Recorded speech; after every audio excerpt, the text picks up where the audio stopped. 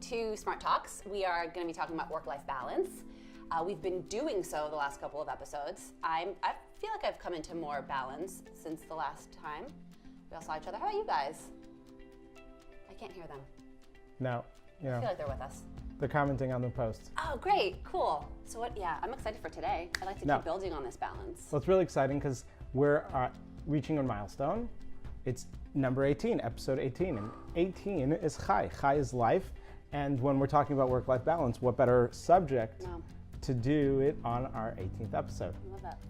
So this week's value is b'miut shina, which means minimal sleep. But it doesn't mean that you shouldn't have the least amount of sleep, but it should be that you have a balanced amount of sleep.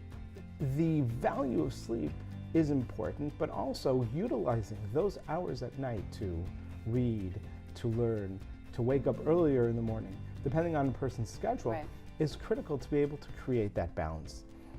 And we know in Jewish mysticism it says that an ailment in the body is a reflection on the soul. And so if you're not taking care of yourself physically, taking care of your health, sleeping enough, and depriving yourself, if you are depriving yourself of that sleep, then you're not taking care of your soul. But if they don't take care of their physical needs, whether it's eating or sleeping, they're actually depriving their soul of that critical time to recharge and relax.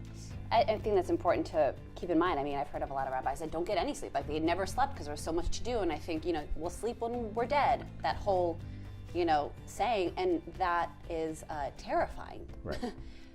That's not enough. And I know how I operate when I don't get enough sleep. But I'm also really hard on myself when I get too much sleep. And I'm like, I feel like I just wasted. We spend a third of our life sleeping.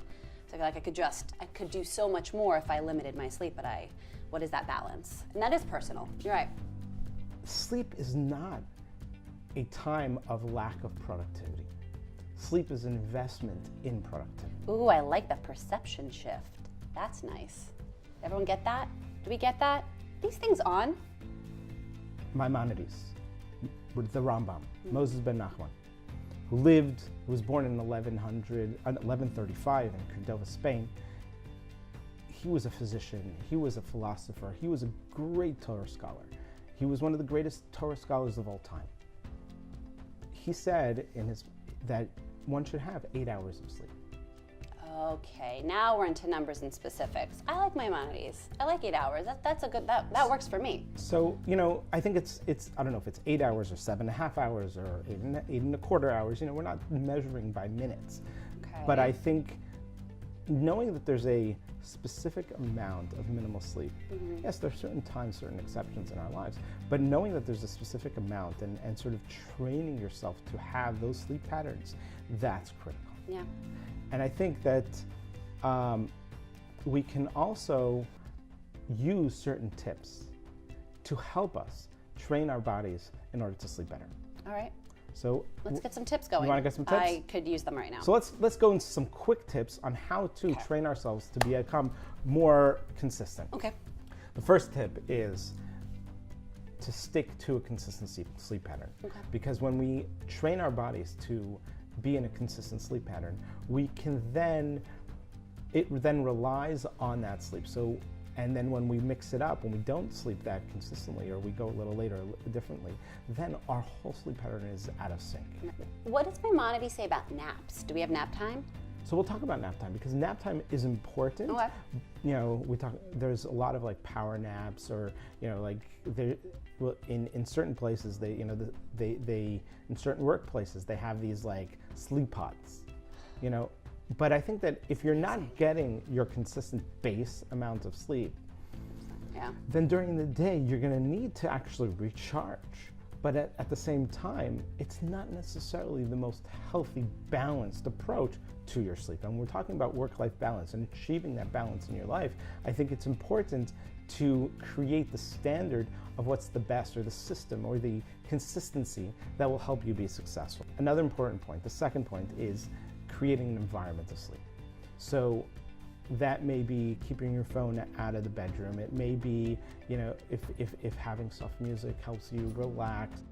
Another thing is it's important that know the effect of coffee or caffeine or sodas on you. Yeah. So if you know that you're going to have a soda or coffee at 8 o'clock at night, but you want to sleep at, let's say, 9:30 or 10 o'clock, or maybe 11, know how long that coffee has an effect on you, and then plan it out. Like, okay, I know that I cannot drink coffee after a certain time, or else I won't be able to get to sleep on time, and then I'll find other things to do, and then I'll stay up to 1 o'clock or 2 o'clock in the morning, and then the next day will be affected. Absolutely. So I think it's important that we balance that out also and pre-plan things. I think that over a broader point is that if you're keeping consistent with the broader sort of balance of what you're doing throughout your day, then your sleep will be good, your day will be good, and everything will be good.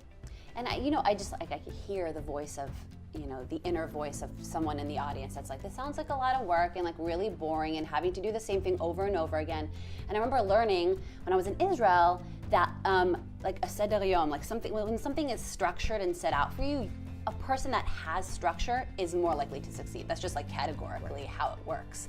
So yeah, it might seem a little rote and boring and like I have to do the same thing, and some people eat the same foods, or maybe, but sometimes to have a structure and what seems like a little bit regimented frees out and gives you a lot of expansive space in between those time periods. So try it, So I think let's talk about structure for a second. I think if we change it from structure to framework, and know that our schedules and our lives are fluid in a sense, that we have a framework for things. So in Jewish tradition, we pray 3 times a day.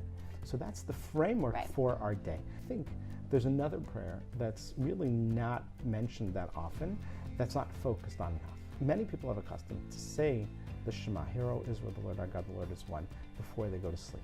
And to take a moment to meditate before they go to sleep about God, about their day, reflect on what they accomplished, think about what they need to accomplish in the coming day. And from that, they help them, one, bring a spirituality into that day, but also set their next day for success. And I think it also differentiates the days from one another. I mean, what is time but like this long, big blob of space unless we create these frameworks, right, within them, and especially frameworks built on gratitude. I have friends that, always comment in on my, structures, and even with Shabbat, and it's like, oh wow, how beautiful that you have all these like markings for time and sanctifying time. And I think that's something that's really, really strong, and I'm going to use structure and not, framework and not structure. Right. Another thing that's important while we're talking about sleep and patterns and framework is to be active, to do exercise. When you're active during the day, when you do your exercise, your sleep is better. Absolutely. You may not want to exercise right before you go to sleep. Give yourself some time to relax, to come down from that energy of the exercise. But having that consistent exercise is critical to helping yourself sleep.